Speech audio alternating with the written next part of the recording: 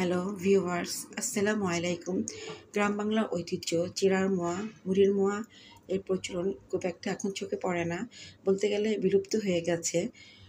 তো কারা কারা এখনও এই খেজুরের গুড়ের মুড়ির মোয়া খেতে পছন্দ করেন কমেন্ট করে জানাবেন। তো আগে ছোটোবেলায় যখন গ্রামের বাড়িতে বেড়াতে যেতাম তখন নানি দাদিরা খেজুরের গুড়ের মুড়ি মোয়া বানিয়ে খাওয়াতেন, এখন খুব একটা খাওয়া হয় না। তো আজ হুট করে ইচ্ছে জাগলো মুড়ির মোয়া খাওয়ার জন্য, তাই খেজুরের গুড় দিয়ে মুড়ির মোয়া বানাতে বসলাম।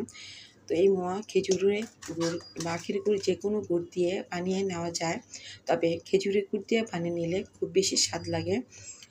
তো আপনারা ইচ্ছা করলে খেজুরের গুড় দিয়ে মুড়ির মোয়া বানিয়ে নিয়ে দীর্ঘদিন সংরক্ষণ করার জন্য এয়ারটাইট কন্টেনারে রেখে দিয়ে খেতে পারেন। খুব মুচমুচে থাকে, দেখতেও যেমন সুন্দর, খেতেও দারুণ স্বাদ। আমার ভিডিওটা যদি আপনাদের ভালো লেগে থাকে তাহলে লাইক, কমেন্ট, শেয়ার করে আমার সাথে থাকুন। আর এরকম নিত্য নতুন ভিডিও পেতে আমাকে সাবস্ক্রাইব করুন।